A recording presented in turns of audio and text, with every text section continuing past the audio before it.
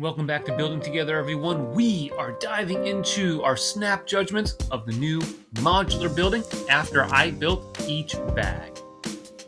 So bag one was all about laying the foundation. You can see we've got the checkered floor for the pizzeria with the counter being put in there as well. We've also started filling in the sidewalk, especially in the eating area, and the floor of the jazz club. So we can see the outline of that, as well as the 2x2 jumper plates that we're going to be using to put some stuff on the interior. In the corner, we've got the area for the stage. That's going to be rotated at a 45-degree angle, and the corner tiles are there to help with that. We also have these nice medium azure bricks at the front. That's going to play a role in some of the later builds in other bags. We've also been working on the sidewalk. I think it looks pretty great. I like the modified plates with the two studs on them to give you an opportunity to stage your minifigs. So that's all looking sharp. Let's move on to bag number 2.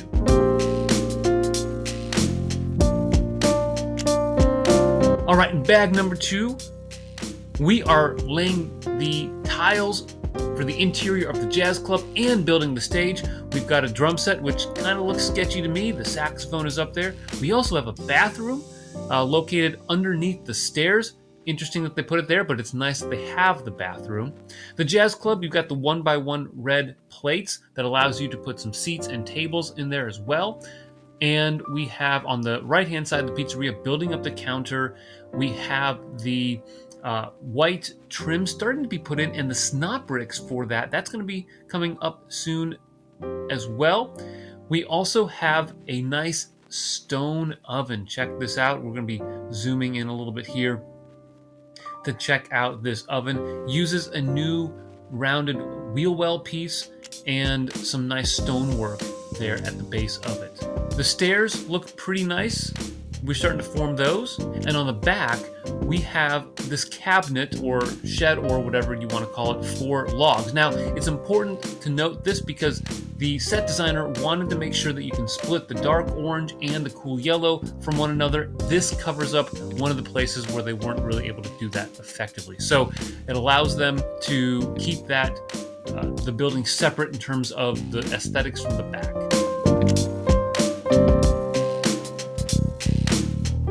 Bag 3, we have filled out the walls and the stairs, the walls in the jazz club, also the seats and tables. We also have a door for the bathroom and some lights up there, so it's really taking shape. Over on the pizzeria side, we've got the counter filled out with the pizza, a brand new printed piece for that. We've got the sausage, the dough, the toppings. We also have, if you notice, that purple door. That's going to be the doorway to lead you up to the stairs into the tailor shop and some of the other rooms up on the second and third floors of the jazz club. Now there is this strange gap. I noticed it in the photos and it's kind of odd, and when you build it, it stands out. You've got this 6-wide gap between the pizzeria and the jazz club, and I'm not entirely sure why that is, but that's part of the build and it's a little awkward.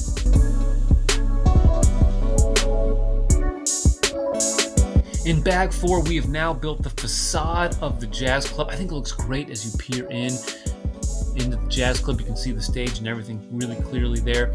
Now, one of the nice things about this is that printed piece, this jazz concert. Yes, that is printed. It's a 1x2x4 or 1x4x2 panel printed. It is built using snot techniques. Looks great. I was wondering about that when I looked at the original images. Really nicely done.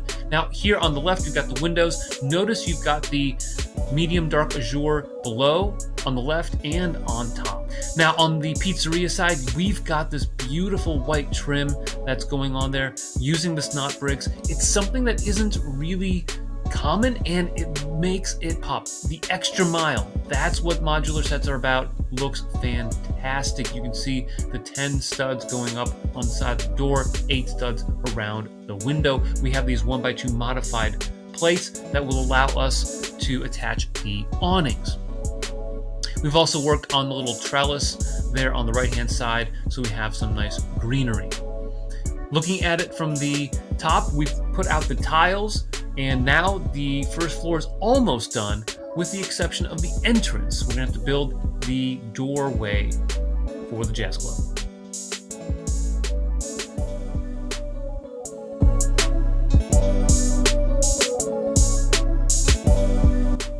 All right, we've got the jazz club in the first level done. Looks fantastic. Check out the printed tiles with the live music all night and magic show. The marquee has all those lights on it. It's twisted at a 45-degree angle, and it looks really good. It does take away from some of the interior of it as well.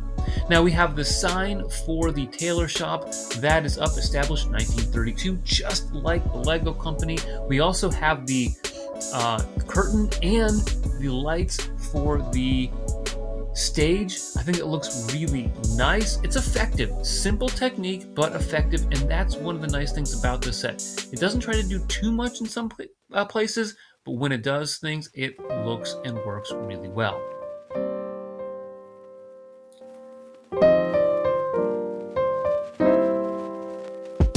We are moving on to the second floor. We've laid the groundwork for it, and we've got this nice desk for the manager.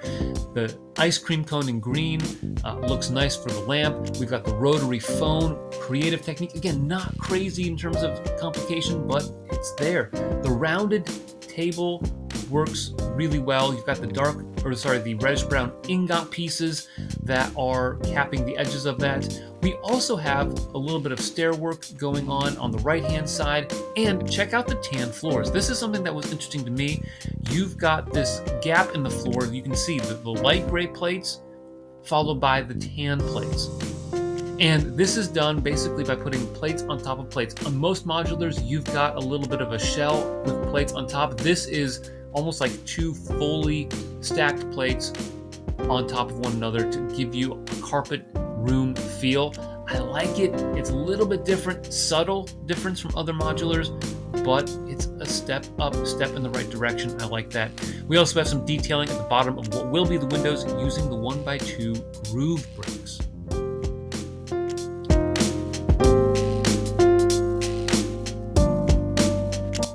Now we're done with bag 7. We filled out the manager's office. This phonograph looks phenomenal. Not complex, but effective. Yet again, love what they do with that. We've got the stairs going in on the right-hand side, and that is continuing with what we have on the first level with the 1x3 jumper plates that allow you to pose the minifigs on the stairs. Coming over here to the right-hand side of the building, this is how we're connecting things to make them strong to the pizzeria using 1x1 Technic bricks combined with Technic pins. Nice technique, and it really helps because there are some times when you're building this that you're not sure how stable those buildings and connections are. Along the back wall in the office, we've got some artwork. I like it. It's not crazy difficult or really all that special, but I like the tiles, and you get one extra in the bag. Now moving to the windows, we've got some nice bracket pieces you can see looking down on top of it. That's going to allow us to use pieces to get the trim, and we're going to do that in the next bag.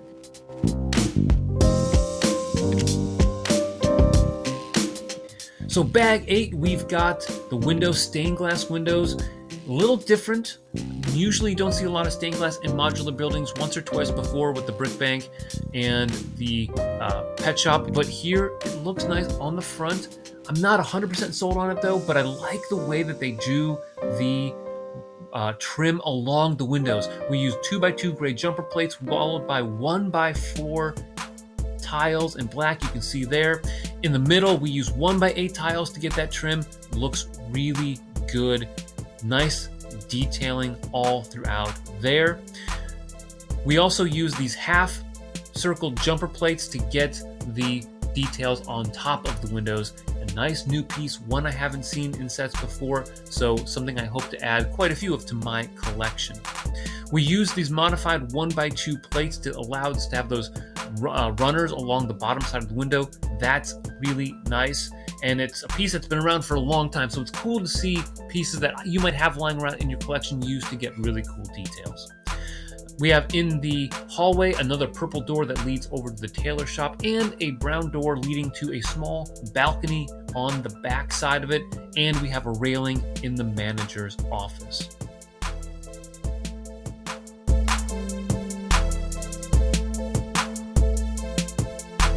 Here we are, bag 9, and I think the real eye-popping piece to this is the sewing machine. If you've ever seen one of those old school sewing machines, you know they can be pretty interesting and complex. This was a really nice build, and it's effective, looks great. You've got the foot switch, you've got the fabric going through the needle there, the gold, and in the back you've got even more fabric. Look what they do with some Technic axles and some other pieces there to give you those colors, and a mannequin there to the left of the rack of fabric.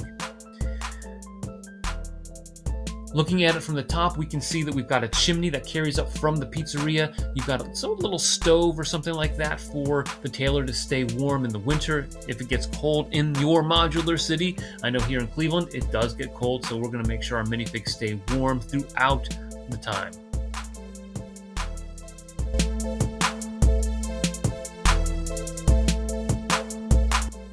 We have now finished the second level. We've got this really cool railing here on the front of the pizzeria, plus these planters, the hanging plants. I think they look fantastic with the purple and the green, and this 1x2 Technic plate that allows you to carry the column all the way up with that 1/2 stud offset. Looks fantastic. I like the medium nougat with the windows. I think it's nice. I prefer more cool yellow because I love that color, but notice the white trimming goes up as well. We've capped everything off here with tiles, and we are ready to combine this with the first level, and I think it looks good, starting to take shape.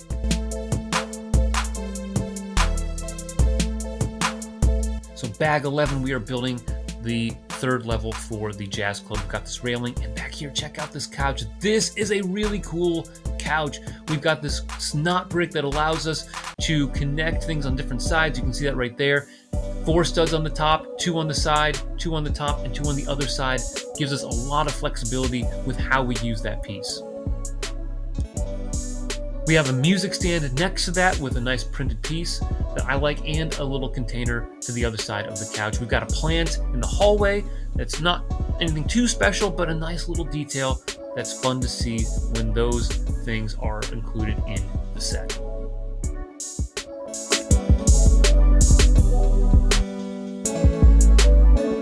Bag 12, we're working again on some stained glass windows and some trimming. We've got the black 1x4 tiles on the left and right windows.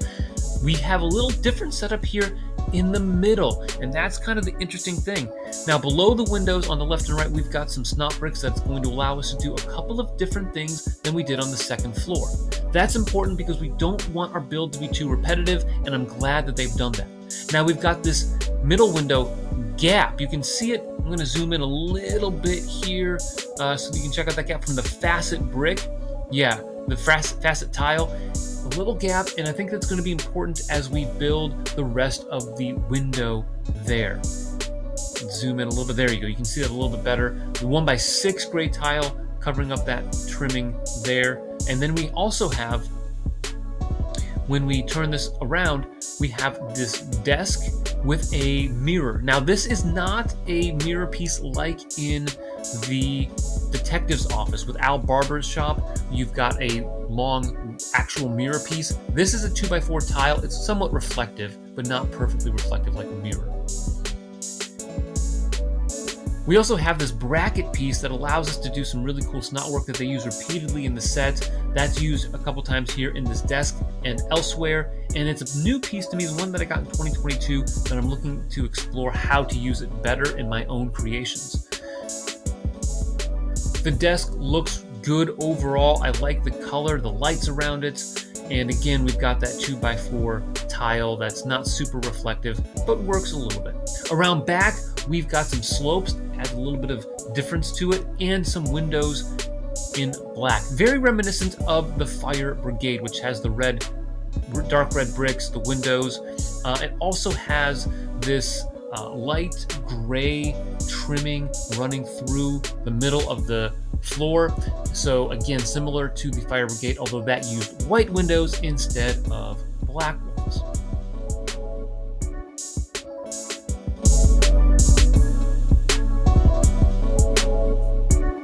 Here we are, bag 13. Check it out. This is getting really good, everybody. Really good stuff. We've got the tiles on to mark the end of the second floor, but check out these windows. We've got a lot going on with this. The railing here at the very front of the middle window is nice. You got 4 cones followed by a 1x4 gray tile. So that's a little bit of a different detail than we have on the second floor. Now we also have this windscreen. So that gap we saw in the previous video from the previous bag, that's filled by using this windscreen. Very creative archway use there. And man, I really like that technique. Cool use of pieces there. Now on the left and right windows, we've got some other stuff going on that's different from the second floor. In particular, we've got these half circle facet or jumper plates that allows us to get some detailing on the top and bottom of the window. And we have the flower in the left window here as opposed to the second floor where it's on the right. The half circle jumper plates give us a little bit of symmetry above and below the window. So that's a really nice job of putting those there, even though we've got a little bit different tiles, whether it's the wedge plate, pie wedge tile versus the half rounded tile. That's okay. It looks good, and I'm glad that they changed things up a little bit. Now, check out this artwork. This is, I think, one of the better pieces of art that I've seen in a Lego set. They've got musical notes in different colors. I love it. It looks so good. And on the back, we cap off a couple of windows at the top and some more dark red bricks. Interesting note, I don't think this is a big flaw of the set, but it was interesting to build with these windows. These windows and the plates that were put above the bricks there, that was supposed to be, according to the instruction manual, in bag 12 and not bag 13. So when you get to the end of the pieces, it still has a couple of steps in the instruction manual. Again, not a horrible thing for the set, but maybe a little bit of a miscommunication there between the designer and the instruction designers.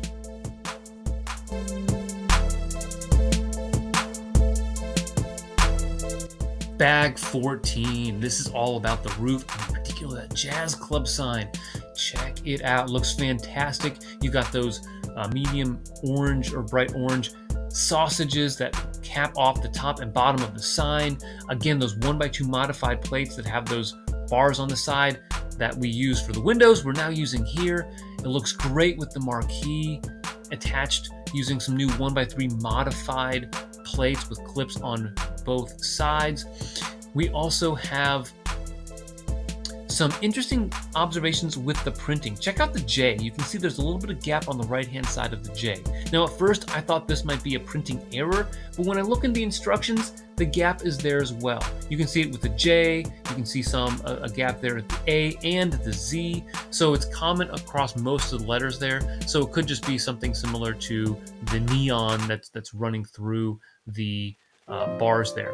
At the top of the roof, a lot of pieces used here, and it's pretty effective. I like the way that they set up the snot work in the middle, so you can take the mud flap, flip it upside down like we see right here, and that allows you to get a little bit of detail on top, but change things up from the sides, which they use on the sides, use similar piece just facing the normal direction. I'm not a big fan of these 2x4 tiles angled, but that's okay. It doesn't look so great to me. Now you have a door on top of the roof that allows you to access the floor. You can open it up this way right here, and I think it looks pretty good. You can peer in, you can take a look down and see the other stairs. It closes pretty easily, nothing catching up on it. Now in the next bag, I think we're going to be working on the roof and the light pole, as well as the table for eaters.